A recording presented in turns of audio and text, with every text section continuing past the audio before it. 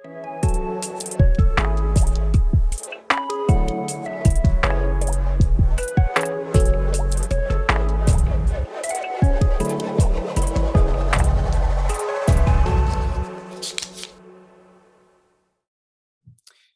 tal, querida comunidad? Mi nombre es Eric Fuentes, secretario de Comunicación y Difusión del actual Consejo de Alumnos de nuestra facultad.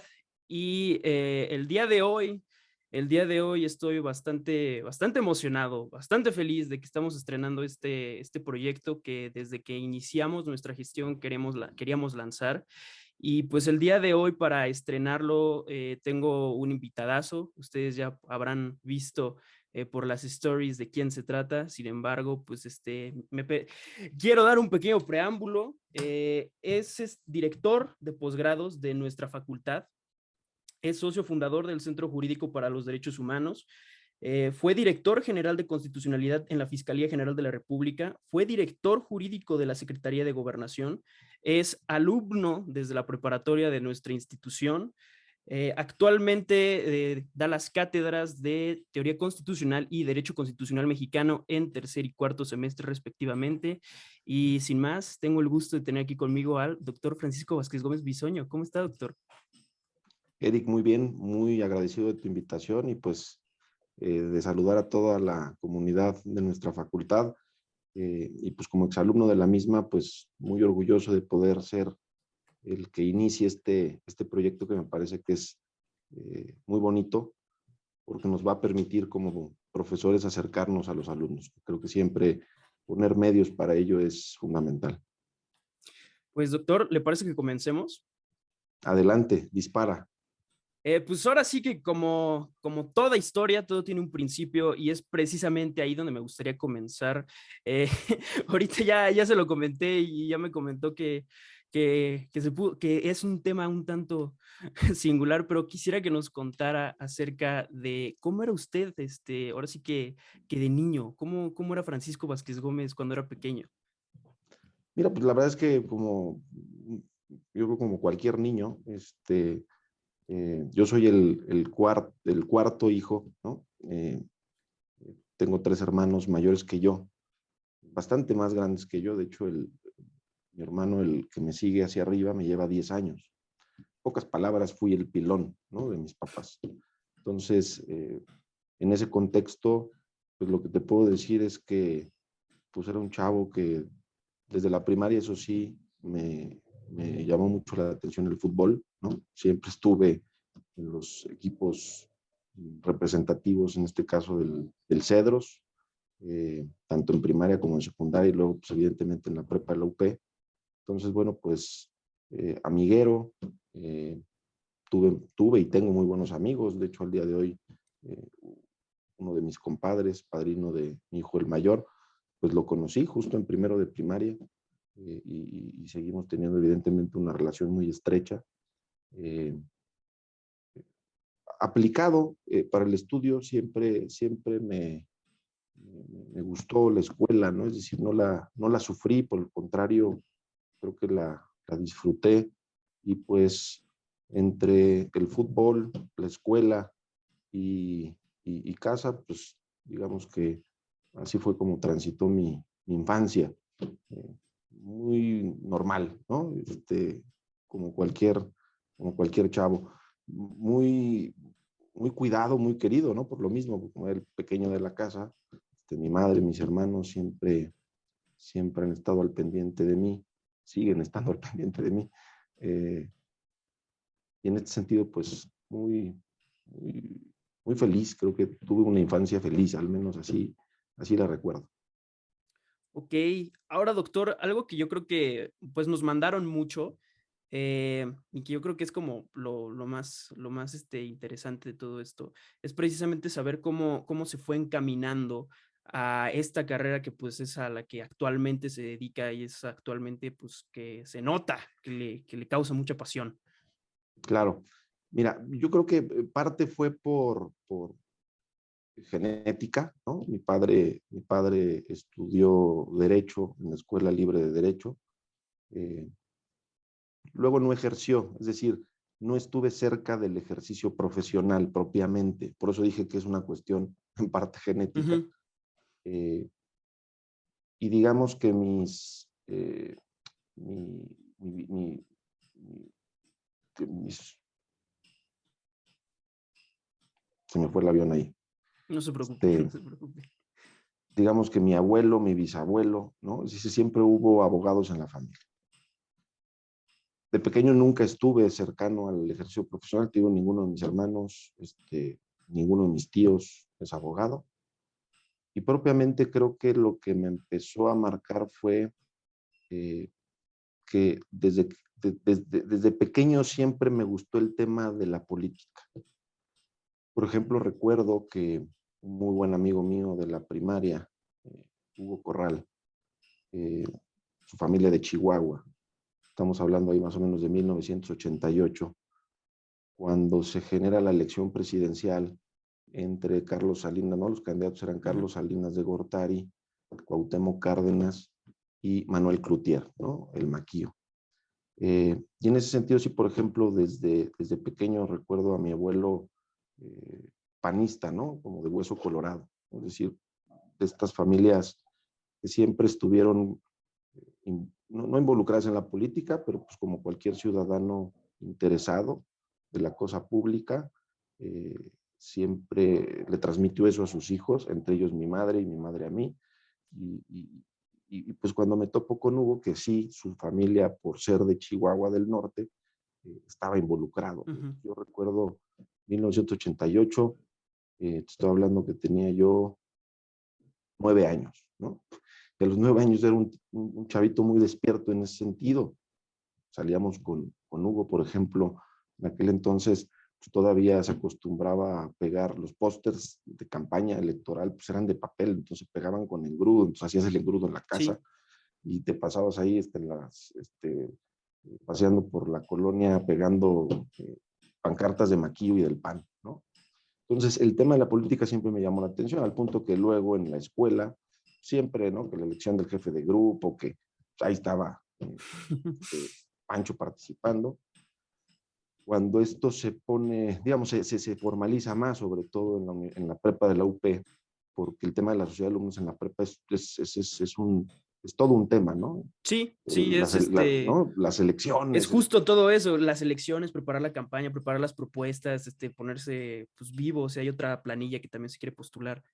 Entonces, como yo siempre fui muy amiguero y el hecho de estar en la selección de fútbol, pues de una de otra manera te da un cierto exposure, ¿no? Entonces, desde el cuarto, cuando ingresé a cuarto de prepa, una de las planillas que estaban en sector, no eran los grandes de la preparatoria, me buscó, oye, vente aquí. Pues ahí me involucré la primera vez y luego en quinto lo mismo. Y pues en sexto se me ocurre lanzarme como candidato a la presidencia de la sociedad de alumnos, pues con todo mi grupo de amigos y ganamos, ¿no? Entonces, creo que ahí es donde empieza un poquito a despertar, ¿no? El interés por lo público, ¿no? O sea, un poquito te lo estoy contando Ujú. así como que, bueno, ¿y por qué terminé en el Constitucional? Bueno, porque siempre lo he dicho, ¿no? La Constitución justamente reúne, creo que estos dos mundos que son muy apasionantes, por un lado la política y por otro lado el derecho. Eh, y en área 4 ya propiamente, que es el área relativa a las humanidades, porque en quinto de prepa nos hicieron un examen psicopedagógico y salieron dos opciones como, digamos que, ¿no? De acuerdo a mi perfil, era lo que te sugerían estudiar. Por un lado, ciencias políticas y por otro lado, derecho. Eran mis dos opciones, ¿no? Entonces, bueno, entré a área 4 y me toca un coordinador al que pues, siempre he considerado y lo sigo considerando ahora, ¿no? El licenciado Oscar Vázquez, que hoy por hoy es profesor del IPADE, pues abogado, egresado de nuestra facultad, pues lo he considerado siempre mi mentor, ¿no? En este sentido. Él nos daba la clase de sociología. Eh, También tuve un muy buen profesor de Derecho en área 4, el licenciado Santiago Palomar, egresado de nuestra facultad. Entonces, ahí fue donde yo creo que ya terminé por decantarme, ¿no?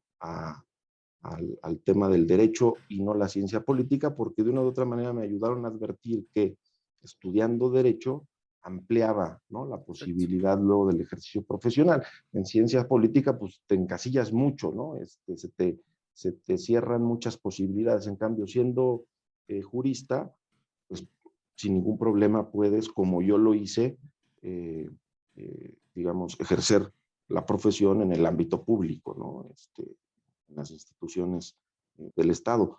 Y eso fue propiamente lo que me terminó por decantar por el derecho. Doctor, ahora viniendo usted de familia, pues pues su padre era abogado de la Libre, ¿cómo fue cuando usted le comentó que quería estudiar en la Universidad Panamericana? ¿Fue una transición normal o si hubo ahí cierta desconexión? No, para nada. Digo, como al final no ejercía el derecho, digamos que le gustó más bien. Dice, oye, cuando le dije, y se lo dije con cierto orgullo, ¿no? Dice, oye, papá, quiero estudiar derecho. O sea, como diciéndole, quiero estudiar lo mismo Ujú. que tú. Y se puso contento. Ya dónde lo hice, eh, y apliqué para las dos, ¿no? Tanto para la Libre como para la UP. ¿Qué fue lo que me terminó decantando por la UP? Pues sinceramente creo que fueron en primer lugar que desde pequeño pues estudié en el Cedros, ¿no? Luego la prepa. Todos mis hermanos estudiaron en la Universidad Panamericana. Uno es administrador de empresas, mi hermana estudió el SDAI, y mi tercer hermano es ingeniero industrial por la UP. Entonces, eh, yo recordaba mucho desde pequeño, por ejemplo, porque mis dos hermanos también fueron buenos jugadores de fútbol y participaron en la selección representativa de la universidad. Entonces, para mí era como aspiracional, ¿no? El tema de Ujú. jugar, ¿no? Fútbol en la Universidad Panamericana. Entonces, de una u otra manera crecí con la camiseta puesta de la UP. Cuando tuve la posibilidad, ¿no?, entre la Libre y la UP, eh, me terminé yo creo que decantando por la UP en gran medida por el tema del fútbol. En la Escuela Libre de Derecho pues no hay selección, no hay deporte, y yo quería seguir jugando fútbol y además ponerme la camiseta de la universidad, pues para mí iba a ser algo, pues casi un sueño hecho realidad, ¿no? Entonces, pues yo creo que eso fue lo que terminó. Yo sí me planteé el tema de la Libre, pero nunca me lo planteé, digamos, propiamente con seriedad, ¿no? Entonces, bueno, me admitieron en la UP, hice las pruebas para la selección, me admitieron, conseguí un porcentaje de beca, lo que también pues fue importante, ¿no? Porque pues en casa no es que sobrara el dinero, ni mucho menos, y pues era una manera de apoyar desde el primer semestre para efectos de mis estudios, que era muy complicado, ¿no? Era muy complicado porque como todos ustedes saben, pues en el campus Ciudad de México no tenemos instalaciones deportivas, ¿no? Sí. En aquel entonces la cancha en la que entrenábamos estaba eh, pues en la carretera vieja Cuernavaca, ¿no? Ahí más o menos donde se ubicaba el Seica, el colegio Sí, Seica. sí, lo ubico perfecto. Era la cancha del Amado Nervo, una cancha preciosa, pero imagínate lo que implicaba ir a entrenar eh, 3 veces a la semana, ¿no? Salir de clases a las 12, una, pues cuando alguien te daba aventón porque tenía coche, pues venga, y si no, pues en camión, en lo que había en aquel entonces, no había Metrobús ni siquiera, ¿no? Eh, y luego regresa a clase de 4 o clase de 6, era verdaderamente retador. Lo pude mantener 4 semestres, ¿no? 4 semestres que fue ya cuando propiamente dije, esto es imposible, ¿no? La carga, ustedes lo saben, ¿no? Sí. La carga es muy pesada desde el punto de vista académico. Eh, y ahí fue donde ya propiamente dejé el equipo de fútbol, pero me incorporé al bufete jurídico gratuito de la universidad. Es otro, pienso yo, es otra de las grandes decisiones que tomé en su momento, ¿no? Porque me marcaron. Qué bueno que lo comenta, doctor, porque precisamente ahí es donde ahora me gustaría entrar. ¿Cómo fue? Pues tengo entendido que esa fue como su primera experiencia laboral, como suele ser con muchos de nosotros, que digamos que debutamos ahí en el bufete. ¿Cómo fue su estadía? Cuéntenos. Fíjate que en aquel entonces el plan de estudios no incorporaba lo que ustedes ya tienen, ¿no? Que es esta materia de prácticas profesionales. que justamente ustedes la tienen que empezar, ¿no? Se tienen que vincular a algún despacho, institución, tal, para empezar a ejercer el derecho si mal no recuerdo, es en quinto semestre, ¿no? Cuarto O semestre. en cuarto semestre justo. No lo teníamos y la única opción, así como muy cercana, era el bufete.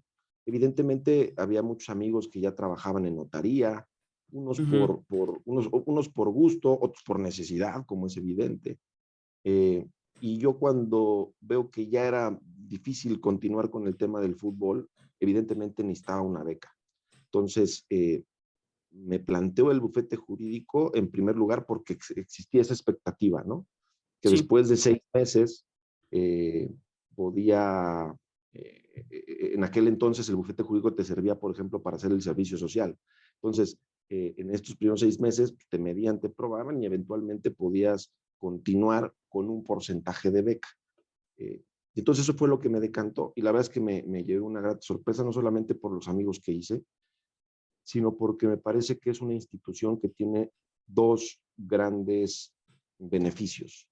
En primer lugar, a diferencia de lo que ocurre cuando entras a trabajar a una notaría, despacho, lo que sea, que pues la verdad, los primeros, no sé, 8 meses, si no es que año y medio, pues te traen, ¿no? De ve y entrega esto y sí, ingresa este escrito y ve y copia acuerdos, ¿no? Y en realidad no es que te den mucha responsabilidad.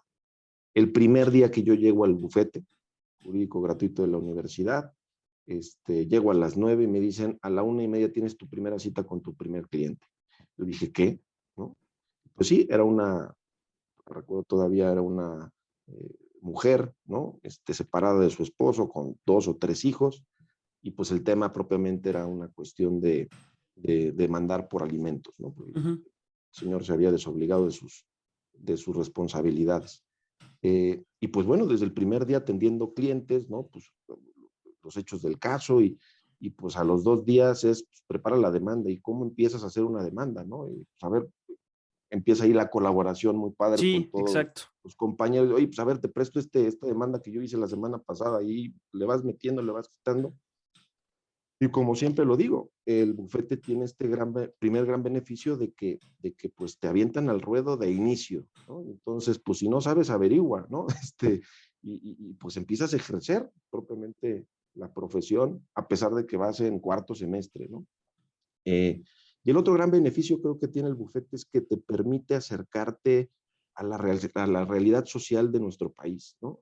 Sí, Eh, defendiendo estos casos, concretando que, pues por el tiempo que tuve, luego no, fueron un par de casos que llegué a ver, ¿no? Con una cierta resolución, al menos por ejemplo de primera instancia, en donde lograste una sentencia en donde ya se condenó a este señor a pagar los alimentos con un porcentaje justo, ¿no? Que de una u otra manera iba a ayudar a los hijos de la señora. Eh, y pues de una u otra manera, si bien es cierto, no existe la justicia perfecta, ¿no? Porque la justicia de los hombres siempre va a ser imperfecta, sí te acercas a estos casos en donde te das cuenta que esto que profesamos desde los primeros semestres de que bueno, nuestra gran misión, vocación es ser jurisprudentes, ¿no? Estos científicos de la justicia, ¿no? Darle a cada quien lo suyo, es realizable en el caso concreto y es realizable respecto de personas que necesitan, ¿no? Ese apoyo jurídico y que verdaderamente la están pasando mal y que tú como jurista puedes acercar ese granito de arena para que la pasen un poquito mejor. Esa otra virtud, ¿no? Diría yo que tiene el bufete jurídico como experiencia en los inicios del ejercicio profesional. sí, y de hecho me gustaría justo acotar que a pesar de que pues evidente hay una brecha generacional amplísima, y también tenemos que meter el tema de la pandemia, porque a mí me tocó entrar con la pandemia. De hecho, me dicen a mí que la manera en cómo se trabajaba en, no sé, febrero 2020 fue completamente diferente a la que comenzó siendo enero 2021. Pero lo que sí le puedo decir es que precisamente a pesar de esa brecha generacional y a pesar de todo ese tiempo, precisamente eso se sigue manteniendo. Sigues justo acercándote a esa realidad que pues por unos momentos pareciera como, no sé, invisible a nuestros ojos, pero que ahí está. justo cuando tomas tus consultas, cuando le realizas su estudio socioeconómico, cuando ves que hay personas que literal lo que ganan de sueldo, que no es una gran suma, es literal lo que tienen para hacer todos sus gastos, pues para pagar sus necesidades. Entonces, estoy de acuerdo con usted, doctor. Yo, pues, a los que nos están viendo, a los miembros de la comunidad que nos están viendo, a los que están, pues, no sé, ahorita en segundo semestre o que van en semestre impar en tercer semestre, pues yo les recomiendo que, pues, sin lugar a duda, prioricen esta institución como su primera opción, evidentemente de acuerdo a sus, pues, a lo que estén buscando. Como bien dice el doctor, hay quienes, pues, prefieren el derecho notarial, hay quienes prefieren un despacho, pues, más tradicional, si se le puede llamar así. Pero sí, yo estoy completamente de acuerdo con usted, doctor. Y Ahora me gustaría, hay una frase, sí, perdón que te interrumpa, hay una no, frase adelante. que suele decirse, que parece cliché, pero que no lo es tanto. Y se dice por ahí en el foro que abogado que no litiga no es abogado. Eh, yo no la asumiría de manera radical, pero en parte, ¿no? Hay parte de razón, Sí, porque en el litigio es donde propiamente se puede sentir, ¿no? Se puede percibir, se puede saborear lo que es justamente eh, la contención, ¿no? Entre el actor, el demandado, el juez como tercero imparcial, los alegatos, los argumentos, ¿no? No digo que no se ejerza en otros ámbitos del derecho, sin duda, por eso digo que parte tiene razón, pero yo creo que sí, el litigio de otra manera eh, te permite como despertar, ¿no? Y te acerca muchas herramientas, ¿no? Que luego perfectamente puedes desarrollar en el ámbito del derecho corporativo, por ejemplo, ¿no? O en el ámbito del derecho público. Yo, por ejemplo, el primer gran reto fue, como te decía, redactar una demanda, ¿no? Pues, aprendes, por ejemplo, a redactar, ¿no? sí. Que luego eso te va a servir para redactar contratos, o te va a servir para redactar sentencias, o te va a servir para redactar eh, algún proyecto de ley, no sé si me explico. Sí, Eh, creo que es una gran escuela el bufete jurídico y sobre todo, bueno, y también el hecho del el litigio en sí, ¿no? sí, estoy de acuerdo con usted, doctor. Y ahora, ya que cubrimos justo esta parte académica, ahora me gustaría moverme a la parte profesional. Y usted teniendo un currículum diverso, amplio, pero precisamente, como usted lo comentó, encaminado al derecho público, me gustaría preguntarle cuál ha sido pues, de todos estos trabajos que ha desempeñado a lo largo de su vida profesional, cuál ha sido el que mayor desafío le ha representado.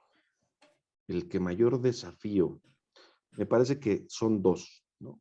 Bueno, primero quizá la precisión, que el tema del derecho público, creo que es una anécdota interesante, pues no fue de inicio, porque después justamente el bufete jurídico yo me incorporo al área jurídica de TV Azteca, ¿no? Derecho Sí, sí, corporativo, contratos, es decir, como que empecé un poquito lo que es el camino normalmente suele ser el camino de los estudiantes de la Facultad de Derecho de la UP, ¿no? Muchos toman por ese sentido. Yo iba más o menos en la misma línea, eh, pero luego justo mi profesor de Derecho Constitucional, el doctor Ricardo Sepúlveda, eh, lo invita Santiago Krill como secretario de Gobernación en el sexenio de Vicente Fox, lo invita a una unidad administrativa que era la Unidad para la Promoción y Defensa de los Derechos Humanos.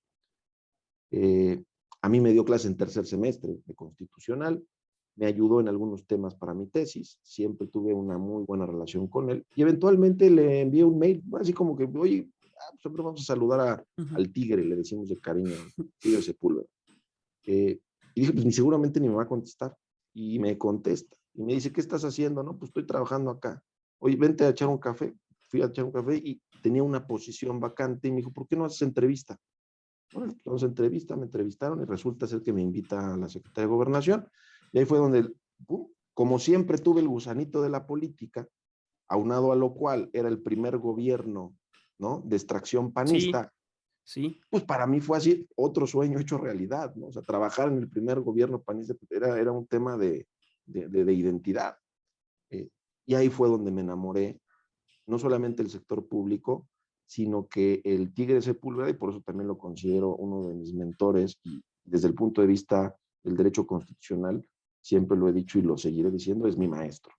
Me terminé de enamorar por el derecho constitucional eh, y listo, ¿no?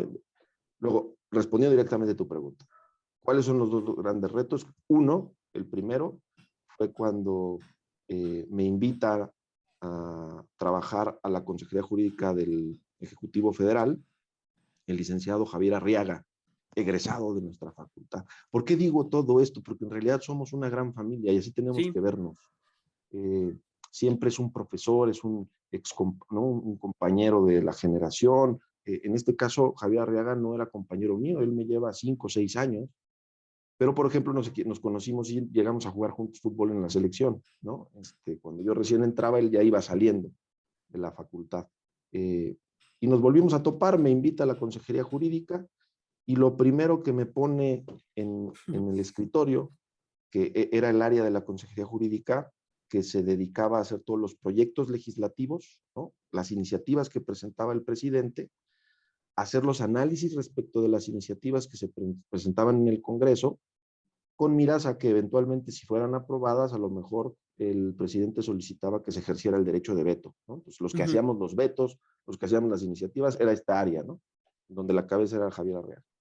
Y lo primero que me ponen en el escritorio es la iniciativa planteada por Manlio Fabio Beltrones, todavía me acuerdo, de reforma constitucional en materia de amparo. Y lo segundo que me ponen en el escritorio es la reforma constitucional en materia de derechos humanos. Estoy hablando del 2009.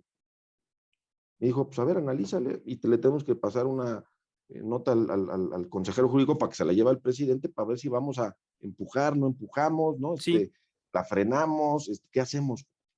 Y pues me puse a estudiar y cada punto, armé una carpeta, se la pasé y dije, ahí está analizado cada punto, que sí, que no, por qué no, y si es un no, es, oye, pues cómo sí. Y gustó tanto ese trabajo, digo, lo tengo que decir porque así es cierto. Regresa a la carpeta con una nota del presidente. Vamos con todo con esta reforma. Y a mí me da mucho orgullo. Fue un gran reto, pero me da mucho orgullo, sinceramente, eh, haber participado en lo que, en el proceso, ¿no? Que luego fue el cabildeo con las otras fuerzas políticas, ¿no? Sobre todo en ese momento el PRD, el sí, PRI, ¿no? En el Senado de la República, eh, por el PRI impulsó mucho, por ejemplo, Jesús Murillo Caram y en el PRD Tomás Mercado, ¿no? Senadores en aquel entonces. Eh, y pues llegamos a lo que se materializó después y que hoy conocemos como la famosa reforma de junio del 2011, ¿no? Tanto en sí, materia de derechos humanos como en materia de amparo.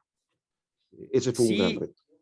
y qué bueno que comenta justo esta reforma, porque pues digo, creo que también sobre todo estos últimos años, ha habido mayor conciencia no solamente dentro del ámbito jurídico, sino también dentro de la población en general. Ha habido mucha conciencia en la población en general acerca de todo este tema de los derechos humanos, no solamente internacionalmente, sino también en México.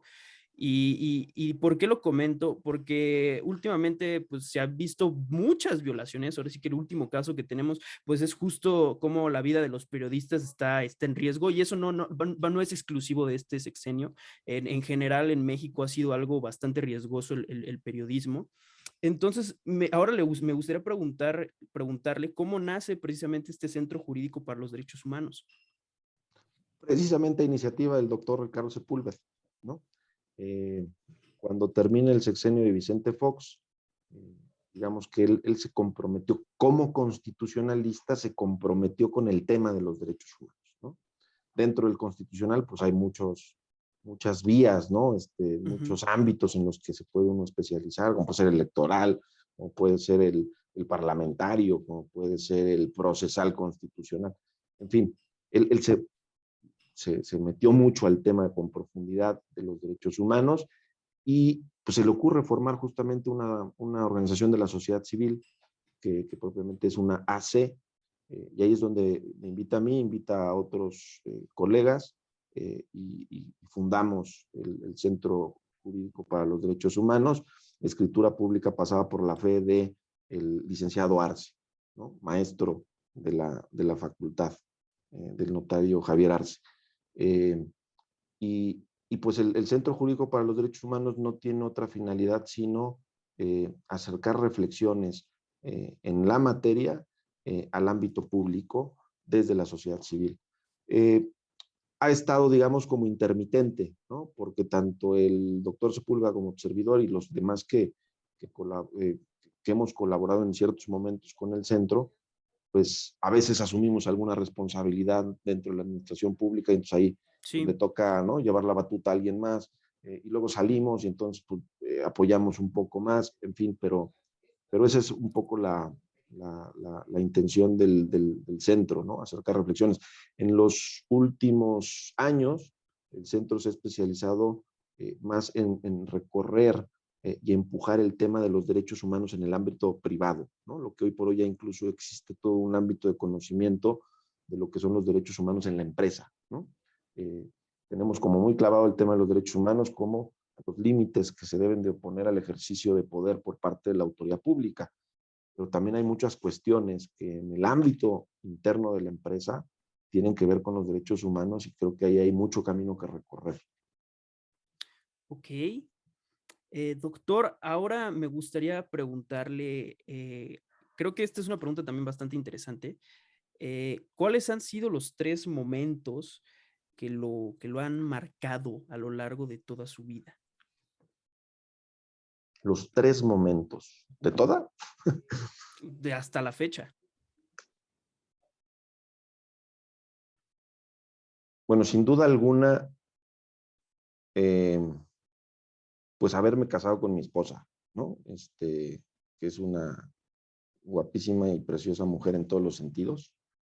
Eh, y, y pues luego, pues yo creo que el segundo momento,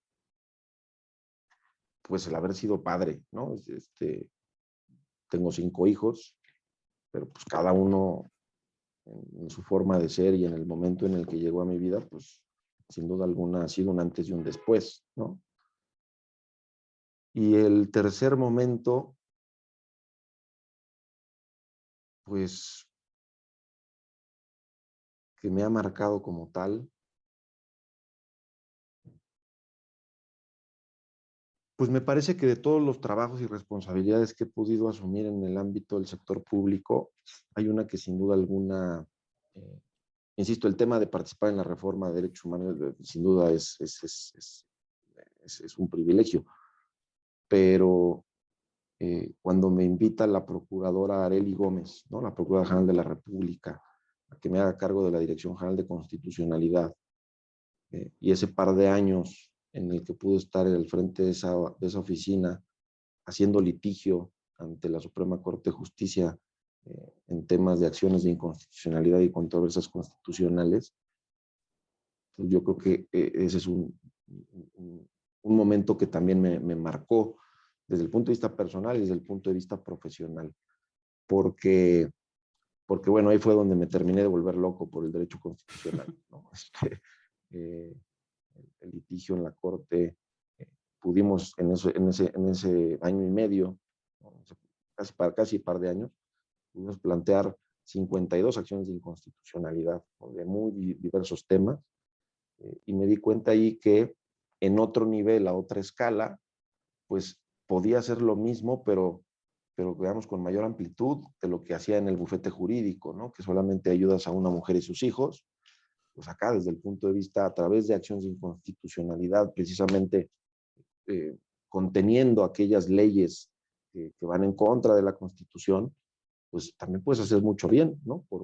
Sí, Porque el que la Corte determine y expulse, ¿no?, del sistema jurídico una norma que viola el principio de no discriminación o que viola los derechos de la niñez, pues ya no estás ayudando a un niño ni estás ayudando a una persona, sino que de una u otra manera este, se protege a todo aquel que pudiera haber caído en ese supuesto normativo.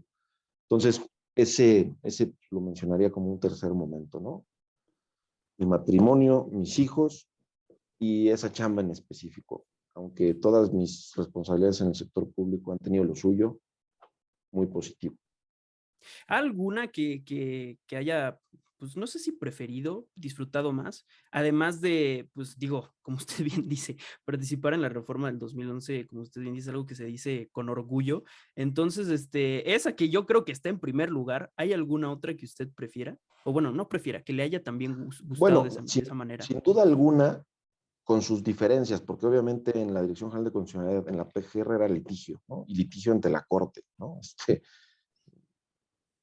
O sea, era irte a sentar con los ministros y el alegato de oídas es con los ministros, ¿no? O sea, sin duda alguna es una experiencia que, que, que difícilmente se va a volver a repetir y que pues es una oportunidad que pocos tienen, ¿no? Porque esa oficina Sí, existe en la PGR, o sea, es una institución a nivel federal que hoy por hoy ya no es tanto la PGR, sino es más la consejería.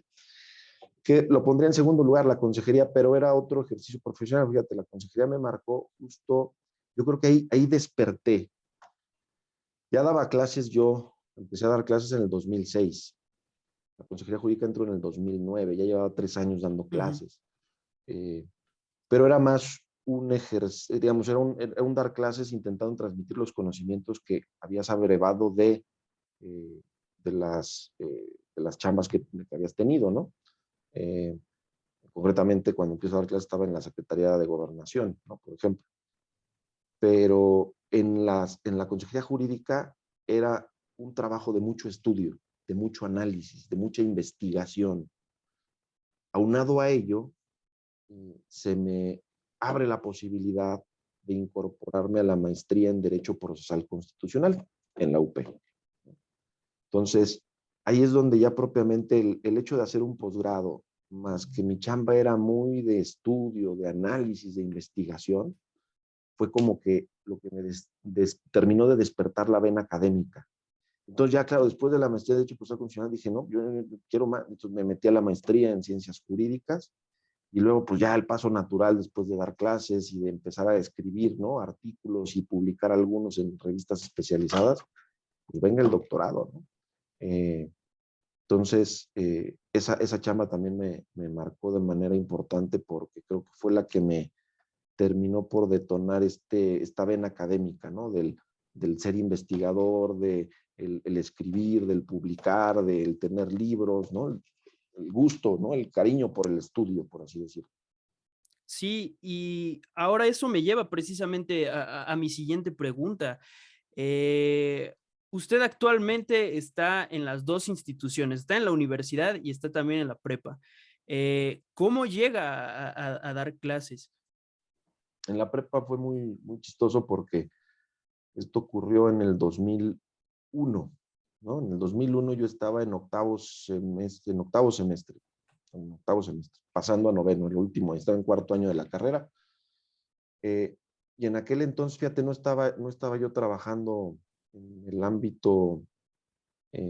ámbito jurídico propiamente, por raro que parezca, en aquel entonces yo era el entrenador de los equipos de fútbol de la prepa. Y ahí es donde conozco a otro gran amigo que también considero mentor mío, que es el doctor José Manuel Núñez, que fue hace algunos años rector del Campus México de nuestra universidad, que en aquel entonces era el director de la prepa. Y entonces en algún momento, después de un partido de fútbol, le gusta mucho el fútbol, entonces normalmente nos iba a ver, ¿no? Iba a ver a los chavos jugar, yo era el entrenador. Y después de un partido me dice, oye, ¿por qué no te vienes a trabajar a la prepa de tiempo completo? Y como, ¿para qué? ¿No? Creo que estoy en el fútbol, tal. Me dijo, pues no, mira, puedes dar clases de derecho, me ayudas con esto, además los equipos. Y le entré, y entonces ahí es cuando empiezo a dar propiamente clases de derecho, en primer lugar en área uno. O sea, yo le daba clase a los que iban para ingeniería, Ujú. actuaría. Que por lo general Entonces, se sienten como medio desentendidos, ¿no? Porque es ni como, les, o sea, ni les importa, ¿no? Pues les cuesta trabajo entender, porque pues, sí, evidentemente es otro lenguaje, ¿no?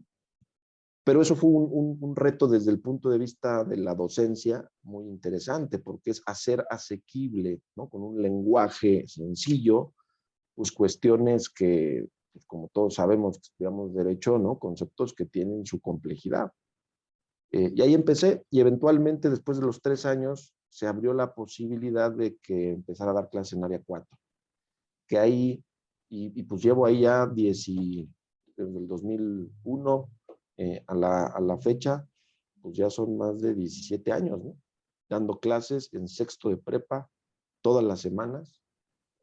Hoy por hoy a los chavos de área 4, que son en su mayoría los que quieren estudiar derecho. Ujú. Entonces, pues es muy divertido. Debo decir y reconocer que cada vez que empieza un curso me cuesta trabajo, ¿no? Es decir, pues porque uno se va haciendo grande y ellos siguen siendo chavos de 17 y Sí. 18 años, ¿no?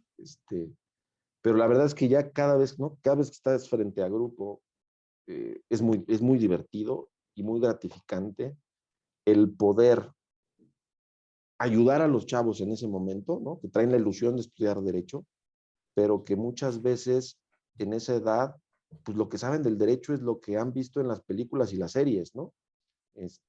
Claro, quieren estudiar derecho porque quieren ser Harvey Specter, ¿no? O quieren ser Mike Roth, pero, pero ya propiamente en las clases de derecho de área 4 conmigo, pues se enfrentan a lo que es el derecho y muchos de ellos dicen, no, sabes que esto no es lo mío, ¿no? Y Sí. entonces van a filosofía o administración, ¿no? Pero aquellos que se convencen, y es una parte muy bonita, es decir, y luego pues muchos me los topo en la facultad, ¿no? Como alumnos o en los pasillos, pues es muy gratificante el que ellos se sientan incluso agradecidos, ¿no? Yo, es que usted, doctor, fue por el que me decidí a estudiar Derecho, ¿no? Uy, qué bueno, me da gusto que te haya ayudado.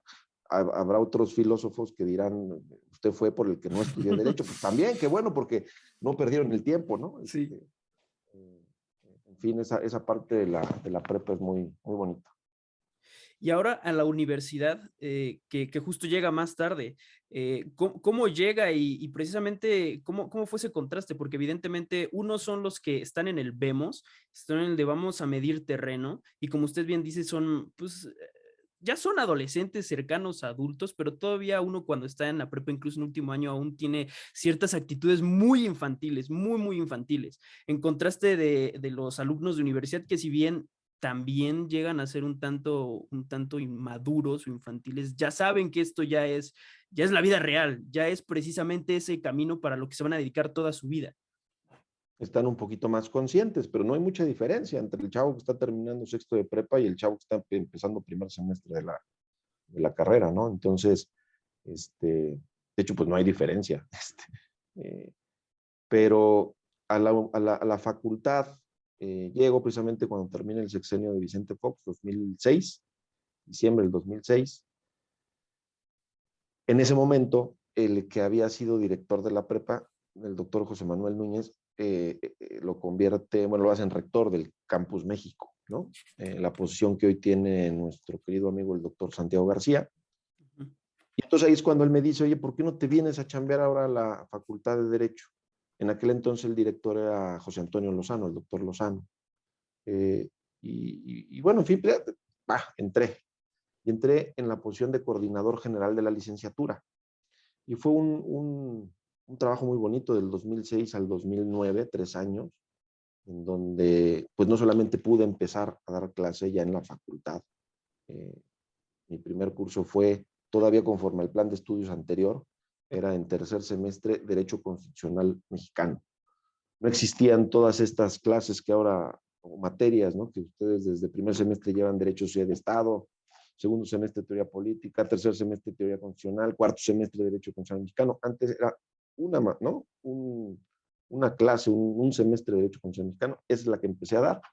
Eh, y pues también ahí empezó como digamos, empezó la vena académica, que digo que luego ya terminó por despertar en el 2009 con la chamba en la Consejería Jurídica.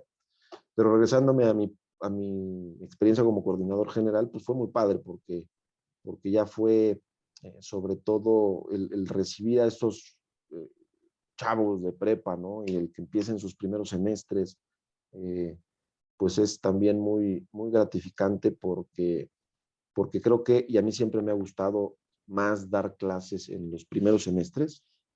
Siento que todavía ustedes están más receptivos respecto de lo que uno pueda no solamente transmitirles desde el punto de vista jurídico, sino desde el punto de vista vivencial, ¿no?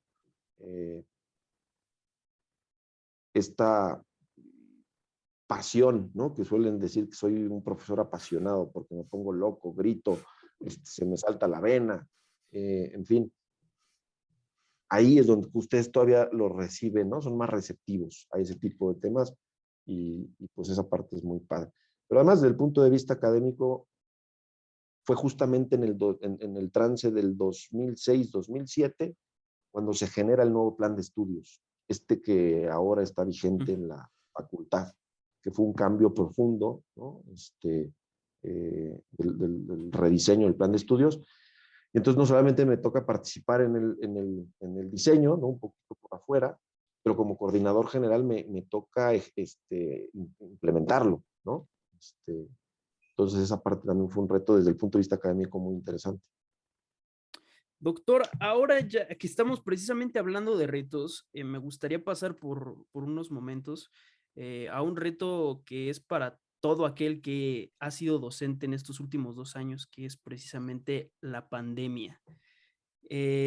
¿Cómo fue para usted esa transición y cómo ha sido pues estos ya casi 2 años? Ya estamos a nadita de cumplir 2 años con este, pues no solo con la pandemia, sino también con este sistema pues híbrido, si le podemos llamar así, porque ya se implementó desde el semestre pasado. ¿Cómo ha sido? Bueno, te puedo decir que no me costó tanto trabajo, porque los que han tomado clases conmigo saben que siempre he intentado ser como muy didáctico en la explicación de los temas, ¿no? Es decir, desde siempre he preparado cuadros, diagramas, videos, películas, ¿sí me explico? Es decir, acompaño normalmente la explicación de la teoría constitucional y de derecho constitucional con todos estos elementos pedagógicos, didácticos, y lo empecé a hacer así desde el principio. Entonces, claro, cuando a mí me sientas enfrente de una computadora a dar clase, pues incluso hasta se me facilita, ¿no? Porque es mucho más fácil poner un video aquí, ¿no? Que tener que proyectarlo en el salón y luego que el cable no Sí. funciona y que el cañón no prende. Eh, entonces no fue tan difícil. Los que han tomado clase conmigo también, por ejemplo, saben que un elemento en el que me ayudo mucho es en Moodle, ¿no? Entonces mis cursos en Moodle están perfectamente diseñados, ¿no? Con distintos elementos, nuevamente videos, gráficas, obviamente lecturas, tal. Entonces, como que, y esto pues no sé, pues así fue, ¿no? Es decir, ya estaba como que preparado, ¿no? Para el cambio. Entonces no me costó mayor trabajo e incluso te puedo decir que las clases a través del Zoom creo que sí ya son complicadas para todos, ¿no? Pero el semestre pasado la clase híbrida fue una experiencia muy bonita, hasta lo disfruté. Esa lógica como de circo de 3 pistas, ¿no? Porque tienes que estar concentrado en la clase, Sí, pero además está atento a la lo que, pantalla ¿no? acá. A los chavos que están presencialmente, obviamente que ¿no? A ver, prende la cámara, no te duermas, ¿no? Esa parte pues también sí fue retadora, pero creo que a todos los que lo asumimos con, frontalmente, pues crecimos desde el punto de vista docente. Que ahora, pues, si me permite, los últimos días, justo con el incremento de contagios, pues se ha generado de nuevo ese sentimiento de incertidumbre, no solamente pues qué va a suceder como sociedad, sino específicamente los alumnos, ¿no? Porque hay quienes justo están ahorita debatiéndose como es que yo no me quiero contagiar y si regresamos ya se incrementan las probabilidades de contagio. Están precisamente los que dicen, no, es que ya es momento de regresar porque o ya no soporto las clases en línea, porque ya es justo y necesario, por X razón. Entonces se ha creado como justo una especie de mini debate entre los estudiantes por esta incertidumbre acerca de regresar. ¿Usted qué opina al respecto, doctor? Yo opino que el modelo de la Universidad Panamericana en lo general, y concretamente haciendo énfasis en la Facultad de Derecho, el modelo educativo sin duda alguna es presencial, ¿no? Vaya, pudimos salir adelante, ¿no? Ujú. Con el tema de los dispositivos y las nuevas tecnologías y ahora como se equiparon los salones con la clase híbrida y tal. Sí, pero no hay como, y eso yo creo que todos lo tenemos que reconocer, no hay como tomar o dar, ¿no? Una buena clase, viendo a las personas, conviviéndolas, ¿no? Conociéndolas, disfrutándolas, ¿por qué no a veces también sufriéndolas, ¿no? Eh, pero esa parte, pues evidentemente a través de este medio no se facilita ni se puede vivir. Por lo tanto, eh, yo sí soy de los que piensa, y por eso es que el semestre pasado cuando me dijeron, oye, puedes dar la clase híbrida? Yo dije, sí. ¿Sabes? También porque creo que es por sanidad mental. Es decir, el ir al campus, el vivir el campus, el disfrutar el campus, el sufrir el Sí. campus, ¿no? Por el tráfico, lo que tú quieras, pero no hay como caminar por Jardín Central, ¿no? Que no es tan bonita nuestra universidad. Eh, Entrar a la parte, ¿no? Al casco viejo del obraje, en fin, creo que, creo que se necesita, ¿no? Al menos yo, en lo personal, sí lo necesitaba. Ya me iba a volver loco estando aquí enfrente de la pantalla. Doctor, ya para irnos soltando, ya para ir metiendo a unas preguntas más diversas, una ronda de misceláneas, si lo puedo llamar así, que nos mandaron también los miembros de la comunidad de Derecho de la facultad. Eh, Me gustaría que nos dijera qué consejo le hubiera gustado a usted que le dieran en esta etapa de estudiante. En esta etapa de estudiante, ¿qué consejo? Pues así como, digamos, algo que me haya faltado. La verdad es que en ese sentido siempre le he dado gracias a Dios porque creo que he estado rodeado de gente buena, ¿no? De gente que de una u otra manera me ha coachado. Digo, en la charla ya te hablé de este, Oscar Vázquez, ¿no? Mi coordinador de área 4 en el sexto de prepa. Eh, Recuerdo muy bien, ya no sé si les tocó a ustedes en los primeros semestres a el doctor Luis Felipe Martí, también conocido como el Kaiser, ¿no? Este, También un muy buen amigo y consejero, el doctor Sepúlveda, ¿no? Que desde tercer semestre me marcó con el tema del derecho constitucional. Y ya luego profesionalmente, pues, ¿qué te puedo decir? José Manuel Núñez, ¿no? Que fue rector y que me invitó a la Facultad de Derecho. El mismo Toño Lozano como mi jefe en la dirección de la facultad. En ese sentido creo que, y me siento bendecido y agradecido con Dios porque siempre he tenido ese buen amigo, ¿no? Que está ahí cerca y que te acerca el buen consejo. Entonces, en ese sentido, no te podría, sinceramente, o no se me vienen ahorita a la cabeza qué consejo me hubiera gustado, cuál me faltó. Digo, errores he cometido muchos, ¿no? Pero buenos amigos y buenos consejos siempre he tenido ahí cerca, gracias a Dios. Doctor, entonces, ahora como le estaba diciendo, vamos a entrar a una ronda, le digo, un tanto más variopinta. Y como primera pregunta es, precisamente, ¿cuáles son los hobbies de Francisco Vázquez Gómez? Los hobbies de Francisco Vázquez Gómez, bueno, pues sin duda alguna, eh, es difícil, yo creo que estar con mi familia, ¿no? Nuevamente convivir a mis hijos, ¿por qué no sufrirlos? Aquí la dinámica en casa es compleja porque pues, tengo 5 hijos, tengo 2 perros, ¿no? Un pitbull, un husky, eh, pues hijos, mi hijo el mayor ya va a cumplir 22 años, ¿no? Está en en sexto semestre de Administración y Finanzas, y mi hijo el más pequeño, Mateo, está en Prefirst, ¿no? Es decir, todavía ni siquiera entra primero. Sí. Y pues ahí están todos, ¿no? Entonces hay de todas las edades, esto es como un circo de 3 pistas. Entonces, como hobby está, pues obviamente me gusta leer cuando hay tiempo. Con esto que te quiero decir, pues es que la dinámica familiar, pues, si no estás chambeando, Sí. esto acá afuera es una selva, ¿no? Y siempre hay algo que se ofrece y siempre hay algo que hacer. Y en ese sentido, pues, siendo lo que con mi familia, obviamente leo cuanto puedo. Y como hobby, sí, algo que me relaja es, por ejemplo, encontrar una buena serie y verla con mi mujer, ¿no? Ahí, digamos, le hemos sacado mucho jugo a Netflix, a Prime, ¿no? A todas estas eh, aplicaciones que nos acercan, pues, en muchos de los casos, si lo sabes encontrar, muy buen material. Y pues los fines de semana es lo que solemos hacer, máximo ahora en la pandemia. Sí, En la pandemia.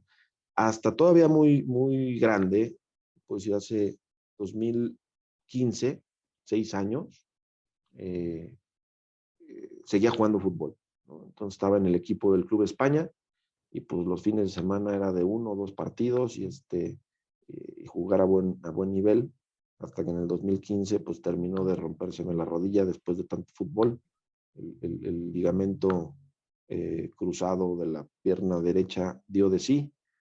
Me operé, hice rehabilitación, pero sinceramente ya no fue nunca lo mismo, siempre quedas ahí como, sí, intento hacer deporte. Ahora en la pandemia normalmente salgo a correr al menos cuatro veces al día por la mañana, al menos 5 o 6 kilómetros, y creo que es fundamental, ¿no? Sí lo siento cuando por la carga de trabajo no puedo hacer ejercicio, este, pues ya son de esos días que te ves al espejo y te peleas contigo mismo, ¿no? Eh, Creo que el ejercicio también sería otro de mis hobbies, ¿no? O sea, importante en mi dinámica diaria, ¿no? Y pues, y pues ya, yo, o sea, digo, sobre todo, estar con mis hijos. Ahora a los más pequeños les ha dado, por ejemplo, eh, Juan Pablo está tocando el piano y tocando el violín, y Mateo, el más pequeño, aprendiendo a tocar la guitarra, ¿no? Entonces, pues se llevarlos y puso muy estar musical. tan muy musicales, lo cual yo nunca tuve esa posibilidad en casa, por ejemplo, de pequeño, ¿no? Aunque siempre fuimos muy musicales, o sea, siempre había música en casa, pero nunca tuve un instrumento, ¿no? Ujú. Y ellos ahora sí, pues me fascina, ¿no? Llevarlos a las clases, estar escuchándolos también me, me genera mucha paz. Doctor, ¿cuál cree usted que sea el valor más importante dentro de un abogado? El valor. A ver, yo siempre he pensado, cuando me preguntan los chavos de la prepa, eh, oiga, doctor, ¿cómo puedo identificar si verdaderamente tengo la vocación para ser abogado? Y siempre les acerco dos ideas. La primera es, mira, en primer lugar, si eres, o sea, creo que el buen jurista termina por serlo, porque desde el punto de vista humano tiene una especial sensibilidad ante la injusticia. Estoy hablando del que llega a ser buen jurista, no el abogado gandaya que está viendo Sí, simplemente cómo le ve la cara a los demás. Es decir, desde el punto de vista humano, hay personas que son más sensibles ante la injusticia. Hay personas que pueden caminar por la calle y ven que alguien le está robando a otro y como si nada, ¿no? O sea, fríos, como hielo, no les genera.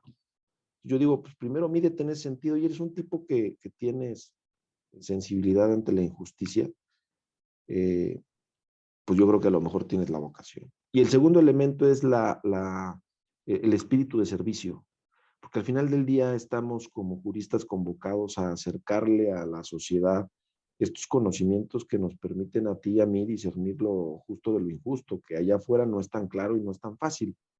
Entonces, si te das cuenta, el abogado, eh, pues de una u otra manera es un servidor, ¿no? Si hace bien su profesión, por eso, por ejemplo, las áreas jurídicas dentro de las empresas pues, son áreas de servicio, ¿no? El jurídico no vende, pero le tiene que acercar, ¿no? El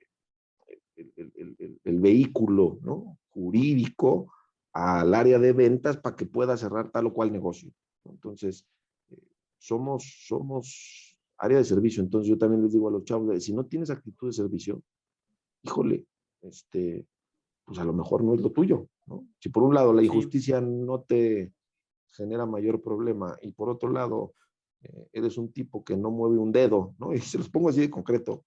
A ver, sí, en una comida familiar eres de los que se hace, ¿no? Le sirve algo de tomar a la tía, al primo, recoges los platos de la mesa. Si sí, oye, pues qué bueno, porque seguramente te será mucho más fácil el ejercicio profesional. Si no, yo no digo que no lo haya, simplemente estoy dando cuáles son mis, como para ayudarle a los chavos, ¿no? Decir, sí. oye, despertar, oye, si tengo madera o no tengo madera. Yo digo, mire, ten esos dos elementos. Y pues por ahí te empieza a dar cuenta. Entonces, regresando o replanteando, o regresando a tu pregunta, para mí los valores es justo el tema de la justicia y el tema del servicio. Sí, yo estoy de acuerdo con usted, doctor, porque yo creo que es justo algo que al menos yo sí tengo, al menos quiero pensar que uno de esos sí tengo y estoy completamente de acuerdo con usted. Ahora le dije hace rato, antes de que comenzáramos a grabar, que sí había una pregunta de constitucional. Muy bien, Este, a ver si me la sé. Nos están preguntando o nos mandaron una pregunta diciéndonos si usted tendría alguna predicción con respecto al escenario constitucional de, pues, de nuestro país. Predicción, no está media rara la pregunta, pues O algún tengo bola de pronóstico, cristal. sobre todo en estos tiempos que pues Wow. sobre todo últimamente estos últimos 3 años, que pues justo el tema constitucional y el tema político han estado muy de la mano. Yo recuerdo mucho que pues cuando usted me dio clases a mí en el verano del 2021, pues estaba mucho el tema de que eran las elecciones intermedias, de escoger diputaciones, algunas gubernaturas. Entonces, pues que si cuánto se tenía que necesitar para que hubiera una mayoría, para que se Mm. pudieran aprobar reformas constitucionales sin tener que precisamente cabildear con los demás grupos de oposición. Entonces, yo creo que ahí en eso va enfocado la pregunta. Ok, pues mira, digamos que sin duda alguna el panorama no es nada, no se advierte nada sencillo, porque lamentablemente tenemos a un titular del Poder Ejecutivo que está llevando digamos, hasta el límite, ¿no? Eh, la resistencia de las instituciones, o sea, las está poniendo a prueba, no hay duda de ello. Los órganos constitucionales autónomos, ¿no? Al Poder Judicial. Entonces, pues sí se advierte que al menos nosotros como parte, ¿no? Como miembros del foro jurídico, pues tenemos que asumir esa responsabilidad social de que si a nosotros como juristas no nos interesa o no nos convoca el fortalecer el Estado de Derecho, pues yo no sé a quién, ¿no? Los ingenieros no creo que estén muy preocupados por ello. Están en otro rollo y ellos suman, ¿no? Su granito de arena de otra manera. Pero nosotros sí advierto que el foro jurídico tiene que unirse. Ayer apenas estuvimos en un evento en el que el posgrado de la Facultad de Derecho convocó en el contexto de la última reforma en materia laboral, al sistema de justicia laboral, pues el posgrado convocó al Poder Judicial de la Federación, que es propiamente quien está impulsando la implementación de la reforma, pero por otro lado a los colegios de abogados, ¿no? Ilustre y Nacional Colegio de Abogados, a la Barra Mexicana, a la Asociación Nacional de Abogados de Empresa, con esta finalidad, ¿no? De que el foro jurídico tiene que estar unido. Es decir, el Poder Judicial no tiene por qué estar peleado con el foro jurídico y el foro jurídico no con el Poder Judicial. Más bien, hay que trabajar juntos, en este caso muy concreto, para implementar de manera adecuada una reforma que me parece que es fundamental. O sea, estamos hablando de la justicia laboral. Ayer me di cuenta de escuchar a estos grandes juristas expertos en el ámbito laboral, que si esta reforma se puede implementar bien, verdaderamente va a transformar al país. Porque nos guste o no, todos, absolutamente todos tenemos que ver con el derecho laboral, ¿no? Es Sí, decir, definitivamente. este, salvo los más jóvenes o los niños, ¿no? Que evidentemente no tienen una relación laboral, pero en cuanto 18, 19 años, más pronto que tarde vas a empezar a estar en la clase trabajadora, ¿no? O si eres emprendedor en la clase patronal, y uno de otra manera, creo que es reforma. La pongo como ejemplo para contestar tu pregunta, ¿no? Es decir, Sí, que advierto un titular del Poder Ejecutivo que está poniendo a prueba las instituciones, y creo que estas instituciones van a resistir en la medida en que, en gran medida, no es el único factor, pero lo que sí nos toca a nosotros como foro jurídico es mantenernos unidos para que, pues, para que el Estado de Derecho se mantenga y que estos momentos o estos tiempos de dificultad pues queden como para el anecdotario, ¿no? Eh, Eso es lo que advierto. Y bueno, no está fácil, pero pues ahí es a donde hay que apostarle, porque si nos vamos por la otra vía, pues va a ser una regresión de la que en principio quisimos salir en el año 2000, ¿no? Que era exacto. un sistema político pues monolítico, ¿no? Por no decir totalitario. Pero bueno. Sí. Ahora, doctor, de nuevo emigramos del ámbito jurídico al ámbito personal. Y yo creo que esta pregunta es muy, muy importante. Nos llegó a esta pregunta que es, ¿qué significa para usted el ser papá? Pues en primer lugar, una gran responsabilidad, ¿no? Eh, Soy de los que pienso que los hijos son una bendición, pero al mismo tiempo es un voto de confianza. En el caso de su servidor, soy digamos, católico practicante, creyente. Entonces, un voto de confianza que Dios ha tenido para conmigo y mi señora respecto de la vida de estos 5 seres humanos a los que, dicho sea de paso, pues amo con todo mi corazón, de manera diferente, porque sí es muy interesante, ¿no? Cada hijo es distinto, eh, y en esa diferencia es donde luego uno identifica su mayor valía. Entonces, pues en primer lugar, una gran responsabilidad, y en segundo lugar, el ser papá, eh, pues implica una gran oportunidad, ¿no? El,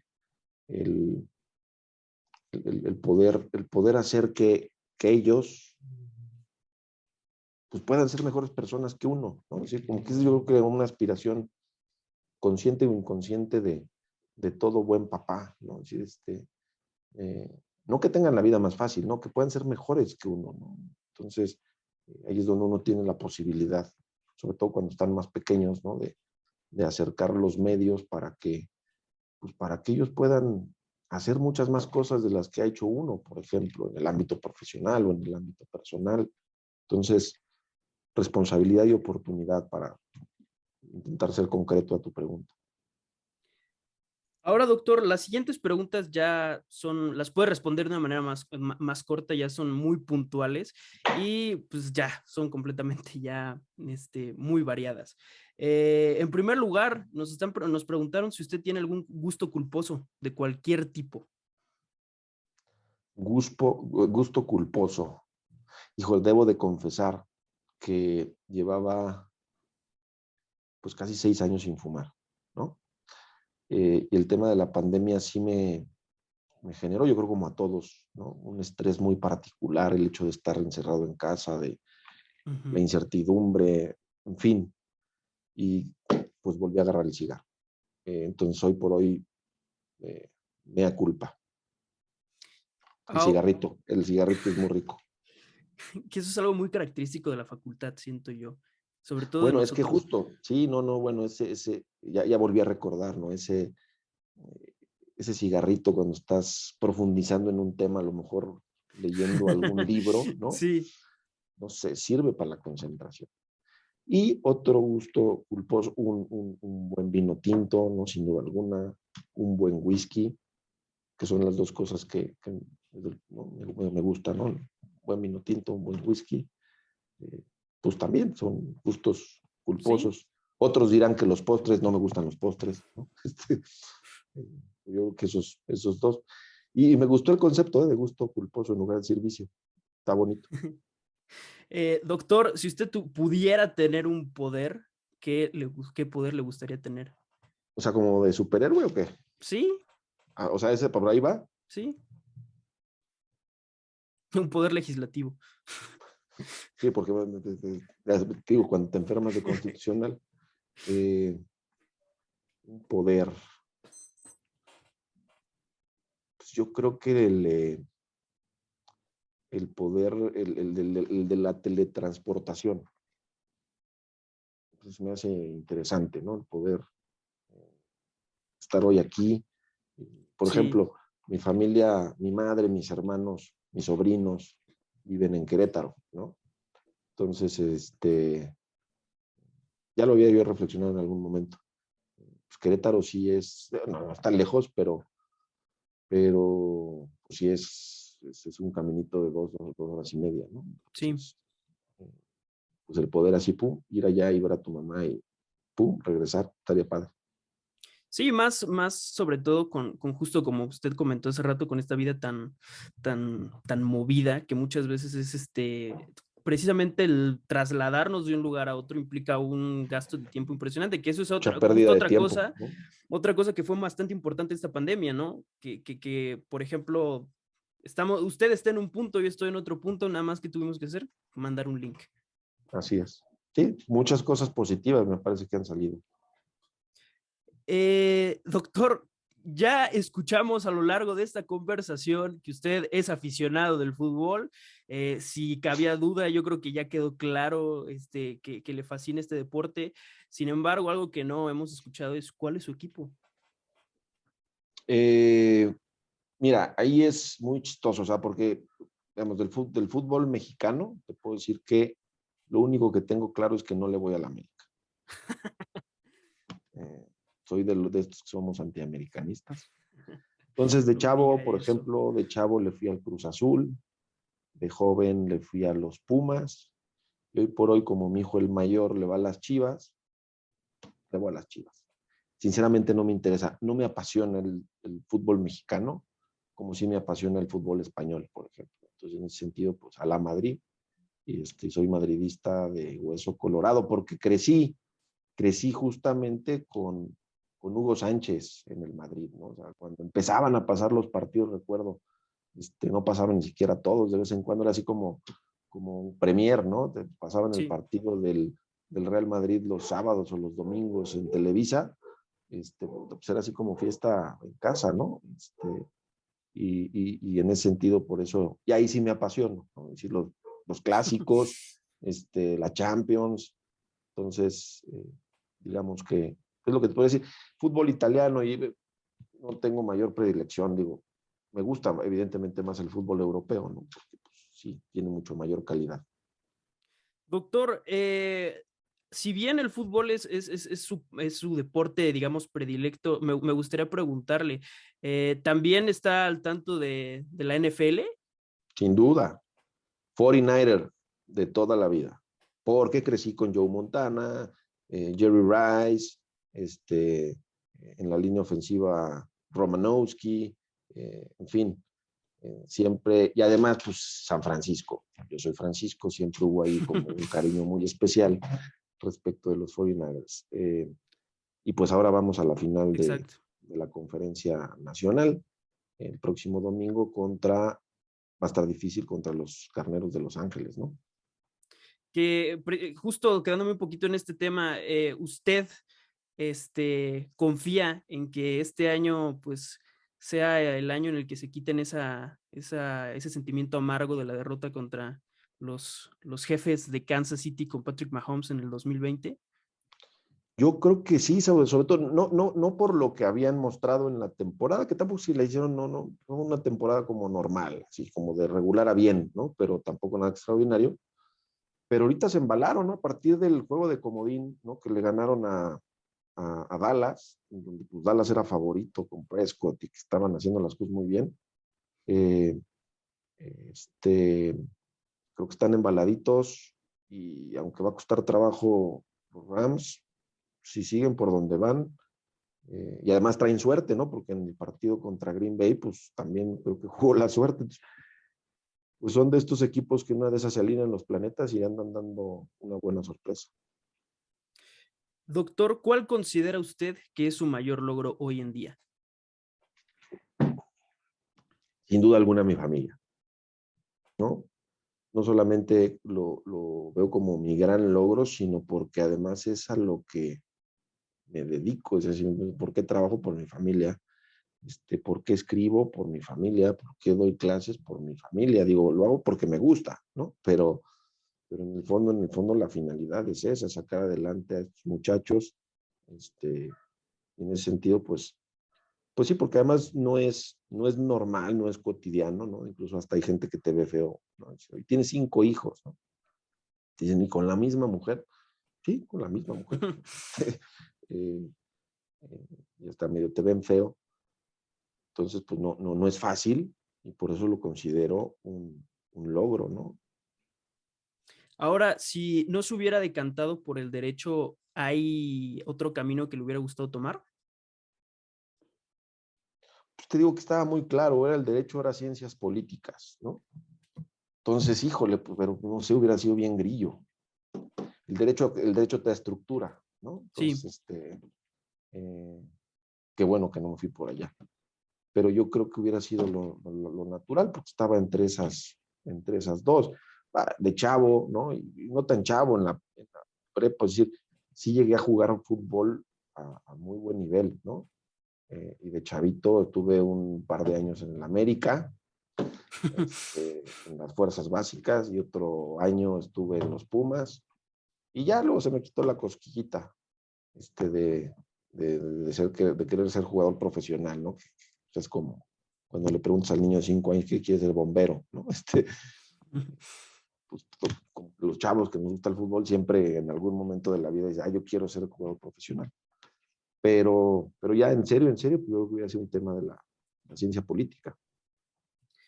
Ahora, por último, doctor, la siguiente no es una pregunta, pero me pareció, pues que valdría la pena decirlo. Esto es un comentario que mandó, me parece que fue una alumna suya.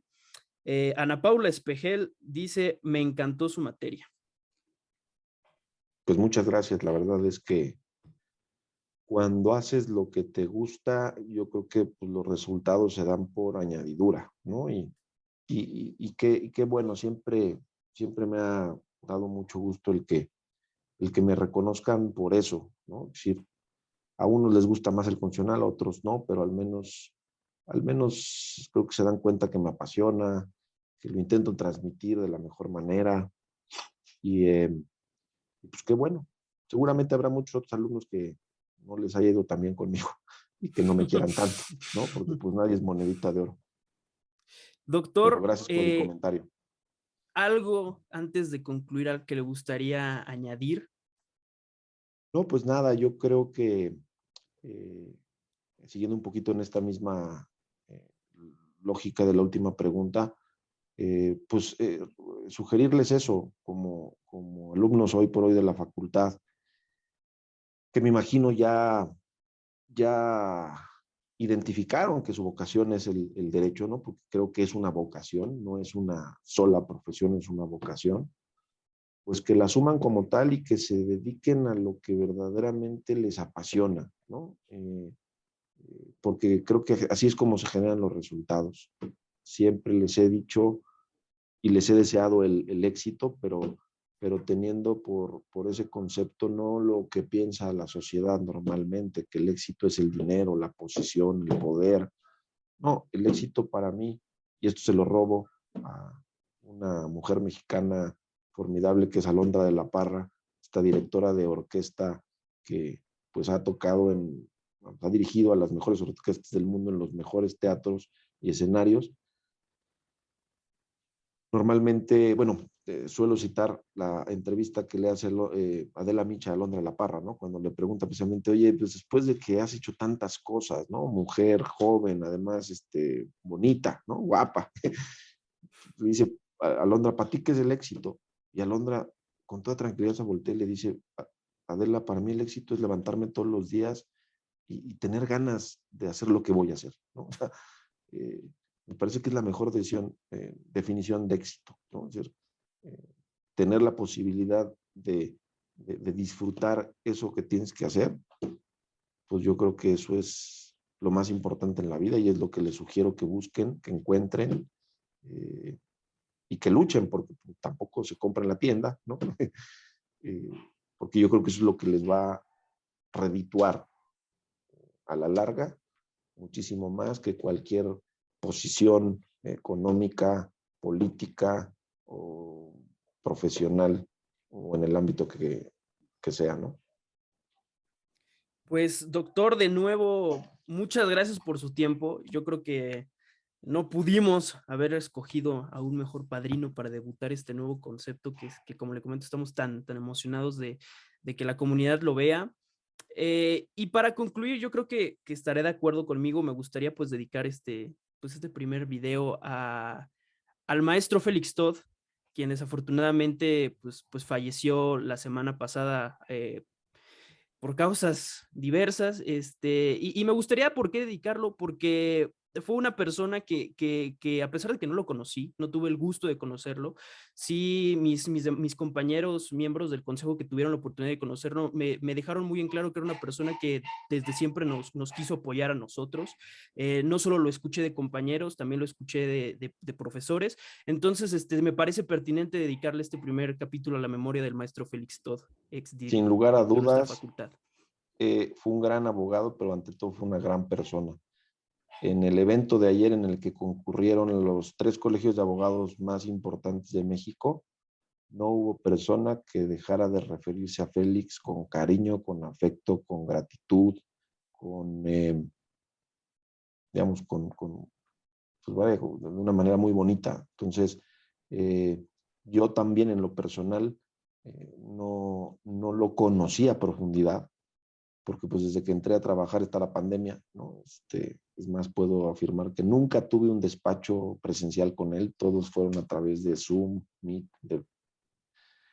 pero me llevo una grata sorpresa cuando me topo, ¿no? A estos grandes juristas, la manera en cómo se expresan de Félix, pues no solamente deja ver que fue un gran abogado, sino que ante todo fue una gran persona. Entonces, pues van nuestros recuerdos al buen Félix y pues seguramente ya están en un mejor lugar. Completamente de acuerdo, doctor. Yo con esto me despido. Muchas gracias por vernos, y pues síganos en nuestras redes. Aquí van a aparecer. Si no, pues vamos a estar ahí metiéndole para que ustedes vean, sepan dónde seguirnos. Y de nueva cuenta, doctor, muchas gracias por su tiempo y pues yo con esto me despido. Eric, no, gracias a ti. Saludos a toda la comunidad de la Facultad de Derecho de la UP. Acuérdense que somos una gran familia y tenemos que apoyarnos entre todos porque juntos somos más fuertes y mucho éxito en este proyecto. Muchas gracias, doctor.